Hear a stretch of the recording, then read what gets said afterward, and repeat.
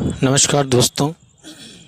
आज हम धर्म और अधर्म के विषय में बात करेंगे कि वो जो आत्मा है, जो सर्वव्यापी आत्मा है, वो समस्त धर्म और समस्त अधर्मों से परे है। वो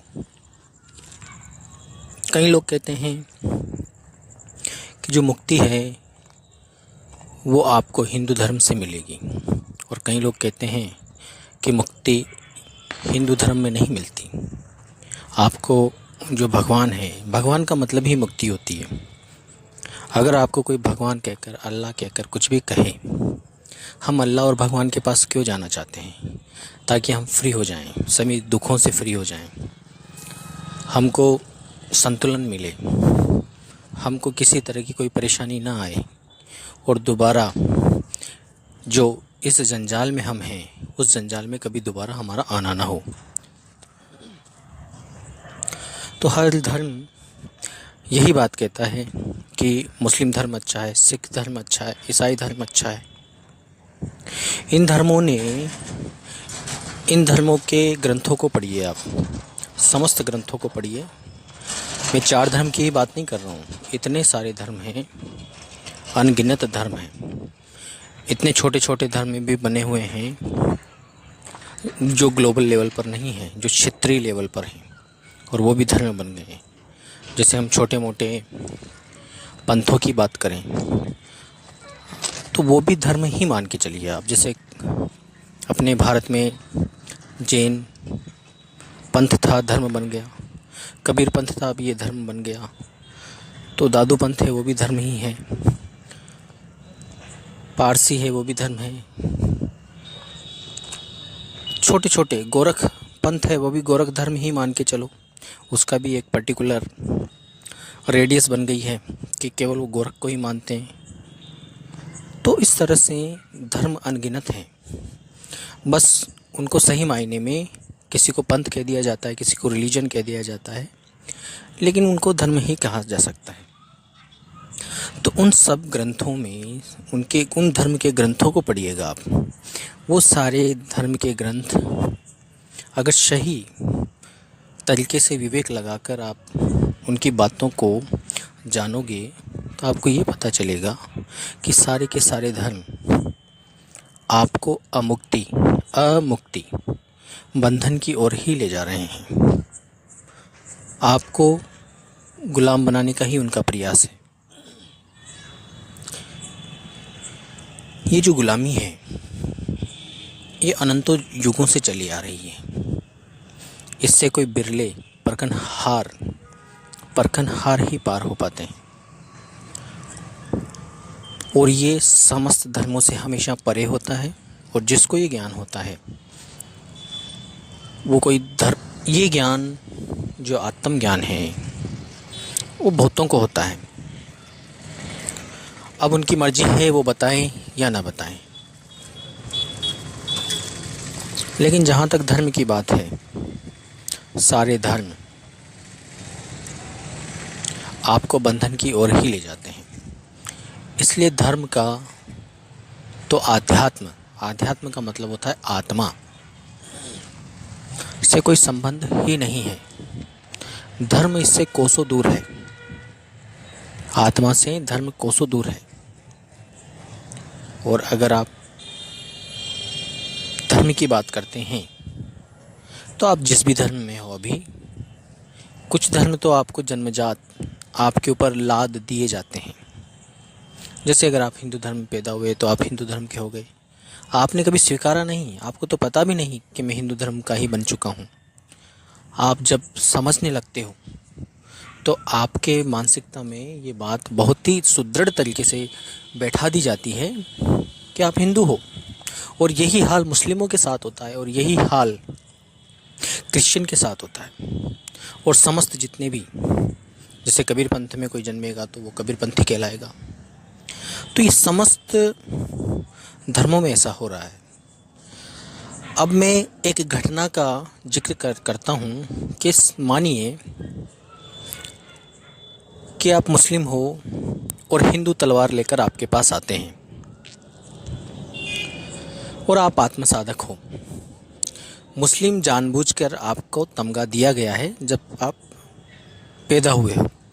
तो अगर हिंदू तलवार लेकर आते हैं और कहते हैं कि अगर तू हिंदू बन जाएगा तो बख्श दिया जाएगा वरना मार दिया जाएगा, तो आत्मसाधक क्या करेगा? और जो जगत साधक है, जो अपने आप को धर्म साधक बोलता है, धर्म साधक अपनी ऐंठ में, अपने ईगो में अपने प्राण गंवा देगा। लेकिन आत्मसाधक, क्योंकि आत्मसाधक को पता है ये मूर्खता है, धर्मांधता है, कुछ नहीं है धर्म से, न कोई फ़ायदा है न कोई नुकसान है। नुकसान ही मिल सकता है लेकिन फ़ायदा कुछ नहीं मिलता धर्म से। तो कह देगा ठीक है भैया मैं हिंदू बन जाऊंगा। ऐसे अगर हिंदू के साथ होता है, कोई मुस्लिम तलवार लेकर आते हैं और कहते हैं कि भैया मुस्लिम बन जाओ, ठीक है मुस्लिम बन जाएंगे। कोई ईसाई आता है, कह देंगे ईसाई बन जाएंगे। धर्म का आध्यात्म से कोई लेना देना ही नहीं है। ये तो अवस्था ही धर्म और अधर्म के परे की अवस्था है। धर्म और अधर्म असल में गुप्त रूप से राजनीति के ही अंग हैं। धर्म बनाए हैं ही राज करने के लिए है, चाहे वो हिंदू धर्म हो, चाहे मुस्लिम हो, सिख हो, चाहे ईसाई हो या पारसी, जो भी धर्म बनाए गए हैं अल्टीमेटली। क्योंकि धर्म का अगर सच्चा जो धर्म होता है, सत्य धर्म, उसका पहला गुण ही यह होता है कि आप राज से दूर हो जाओ, राजनीति से दूर हो जाओ। लेकिन सारे धर्म का मूल मकसद राजनीति है। आध्यात्म तो अगर राजनीति को भी इनसे हटा दिया जाए तो इनके पास कुछ नहीं बचता है। इसलिए आप किसी भी धर्म के क्यों ना हो, आप अपने आप को इन समस्त विधाओं से दूर रखें। अगर आपके मन में ये भाव है कि मैं हिंदू हूँ, मुस्लिम हूँ, सिख हूँ, ईसाई हूँ, तो कम से कम इस जन्म में तो आप मुक्ति को प्राप्त हो ही नहीं सकते। इस भाव को पूर्ण रूपेण आपको अपने मन मस्तिष्क से निकालना होगा, तभी आप आत्म कल्याण कर पाओगे अपना। अगर आप जैसे धर्म पे चलता भी कौन है, जो धर्म के नियम अनुसार नियम कानून कायदे हैं उस पे न तो इन हिंदू धर्म के ठेकेदार चलते हैं, न मुस्लिम धर्म के ठेकेदार चलते हैं, न सिख न ईसाई। इनको केवल अपनी राजनीतिक रोटियां सेकनी होती हैं और उसी वजह से आम लोगों के दिमाग में एक जहर घोल दिया जाता है धर्म का। हिंदू मुस्लिम से नफ़रत करता है और मुस्लिम हिंदू से, सिख दोनों से ही नफ़रत करता है, ईसाई तीनों से नफ़रत करता है। सब अपने धर्म का बड़बोलापन लेकर, अपने धर्म की श्रेष्ठता को लेकर अंत में अमुक्ति को प्राप्त होते हैं। अंत में वो किसी काबिल नहीं रहते। इसीलिए आध्यात्म मार्ग में जो भी चलता है, सच्चे मार्ग में, आत्मा के मार्ग में जो भी चलता है, वो समस्त धर्मों को अपने मन से त्याग कर चलता है। आपको मन से त्यागना है, समाज से कोई क्रांति नहीं लानी है आपको। क्रांति करने वाली व्यवस्थाएं बदलते तो हैं, लेकिन हमेशा के लिए क्रांति करने वालों की व्यवस्थाएं नहीं टिकती। क्रांति कर कर समाज को बदलना भी एक अहंकार है। समाज अगर आप क्रांति करके लाखों, हजारों या सैकड़ों लोगों की आहुतियाँ देकर किसी एक पर्टिकुलर व्यवस्था को बदलते हो, तो उससे भी विस्तर व्यवस्था दोबारा पैदा हो जाती है। जैसे कि अंग्रेज भारत को छोड़ के गए, क्रांतियाँ हुई, कई बलिदान हुए, लेकिन आज भी हम वही गुलाम के गुलाम हैं। गोरे गए और काले आ गए। आज भी हम इनडायरेक्ट रूप से बहुत सी गुलाम भरी जंजीरों में जकड़े पड़े हैं। आप स्वतंत्र रूप से अपना व्यवसाय नहीं कर सकते, स्वतंत्र रूप से अपनी कृषि नहीं कर सकते, स्वतंत्र रूप से आप अपनी बात नहीं रख सकते। विभिन्न बेड़ियों में आपको जकड़ दिया गया है। तो व्यवस्था परिवर्तन के पीछे आप मत भागिए, क्योंकि जो भी व्यवस्था परिवर्तन आप करोगे तो उसी व्यवस्था की अवगुण अल्टरनेट व्यवस्था ले लेगी। आपको लगेगा कि वो व्यवस्था आपने क्रांति करके दूर कर दी है, लेकिन दूसरी व्यवस्था उसके अल्टरेशन में आ जाएगी। सारे वही सब अवगुण उसमें रहेंगे जो पुरानी व्यवस्था में थी, बस नामकरण बदल जाएगा। तो मित्रों, धर्म और अधर्म, ये दो, अधर्म उसको कहा जाता है कि जैसे आप मुस्लिम धर्म के पालन करता हो, हिंदू धर्म के पालन करता हो, और उनके नियमों के अनुसार अगर आप चल नहीं पाते हो तो सिंपल सी बात है, उसको अधर्म कहा जाता है। तो अगर आप चल भी नहीं पा रहे हो तो भी क्लेश ना करिए और आप धर्म में भी ना उलझे रहें। तो 100 बातों की एक बात यह है कि अब आपको अगर अपना आत्म कल्याण करना है, समस्त बंधनों से मुक्त होना है,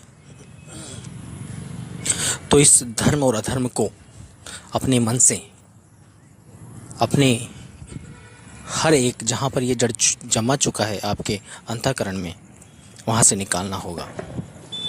धर्म आपकी दुर्गति के सिवाय आपका कुछ भी नहीं करेगा। ये कुछ लोगों के द्वारा एक स्वार्थवश बनाए गए चीज़ें हैं, वरना आध्यात्म स्वतंत्र होता है। वो किसी पंथ, किसी धर्म, किसी रिलीजन, किसी मार्ग की बपोती नहीं होती। आध्यात्म वो स्वतंत्र होता है। वो ऐसा नहीं है कि भारत में ही किसी को आत्मज्ञान होगा या अमेरिका में ही होगा। कई लोग कहते हैं कि ये भारत धर्म नगरी है। नहीं मित्रों, अधर्म नगरी है ये। अगर आध्यात्म की दृष्टि से, अगर आत्मा की दृष्टि से देखा जाए तो सबसे ज़्यादा भ्रमणाएं यहाँ पर हैं, सबसे ज़्यादा अंधविश्वास भारत में है, और इसको कई लोग धर्म नगरी कहकर चले गए।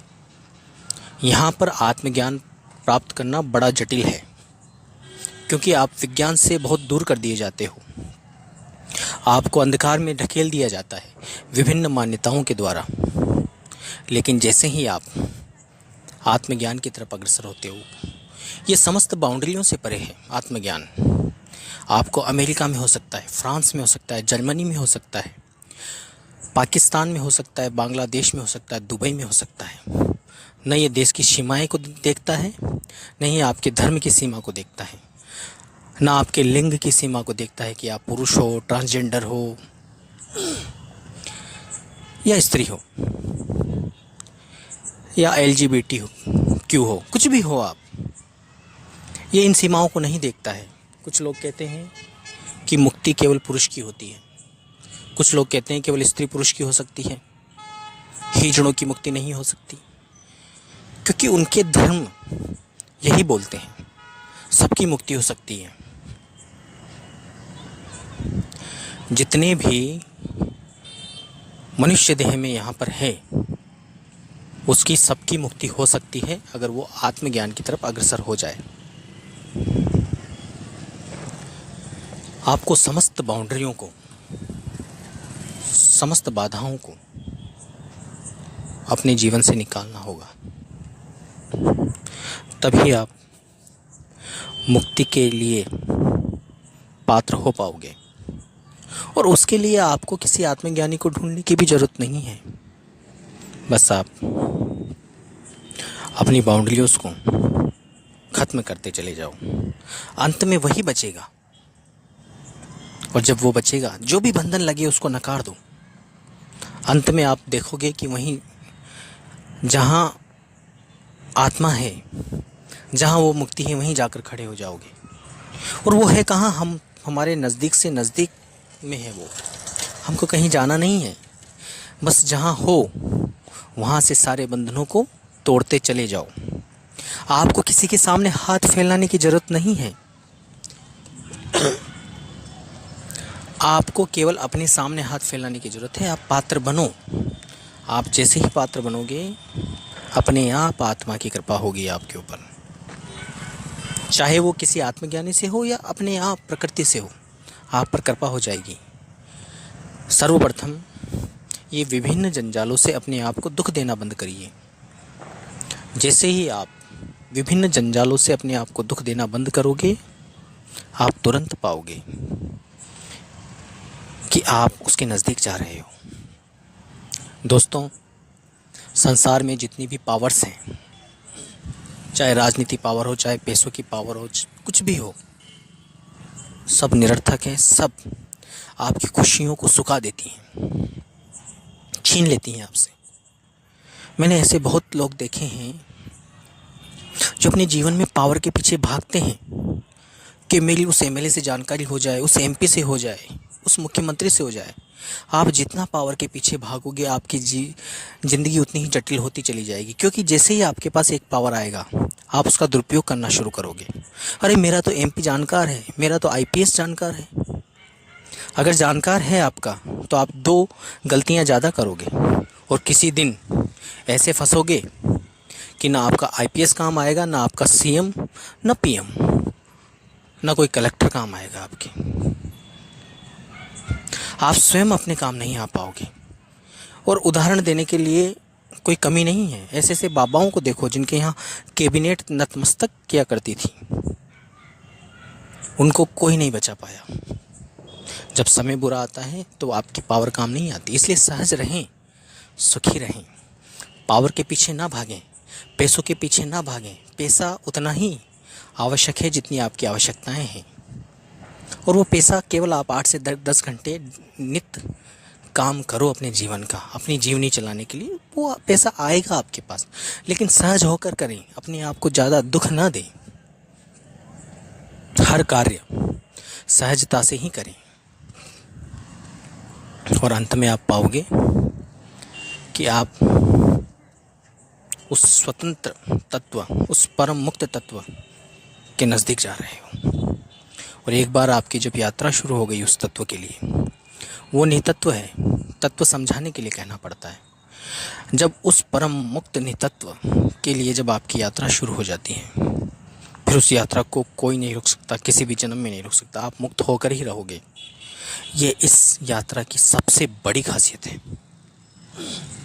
बहुत लोग मुक्त हुए हैं, बहुत लोग, लेकिन वो बताने की चाह ही नहीं रखते,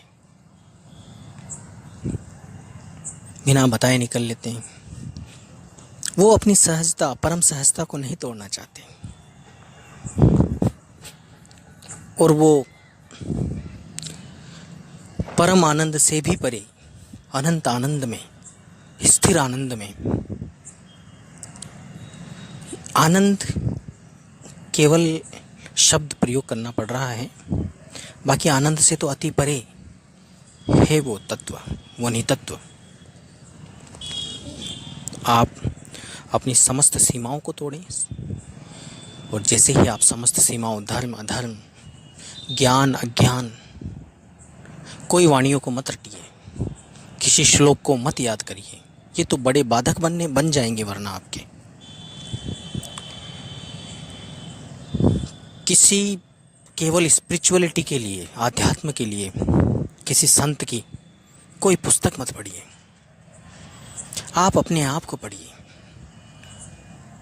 उसके, मैंने कहा आपको, जो भी चीज़ बंधन लगे, मन से गिरा दो, उसको हटा दो।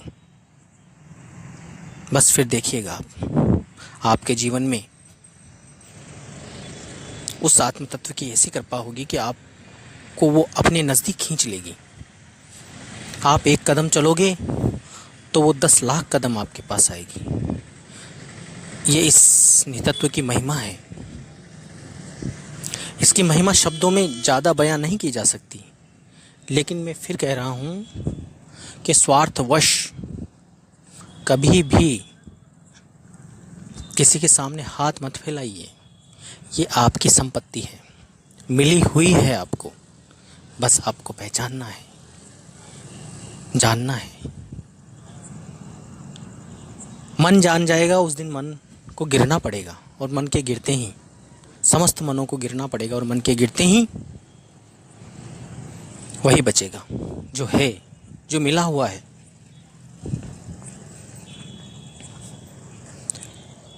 मैं आशा करता हूँ कि आपको समझ में आया होगा कि धर्म और अधर्म के चंगुल से हमको निकलना है।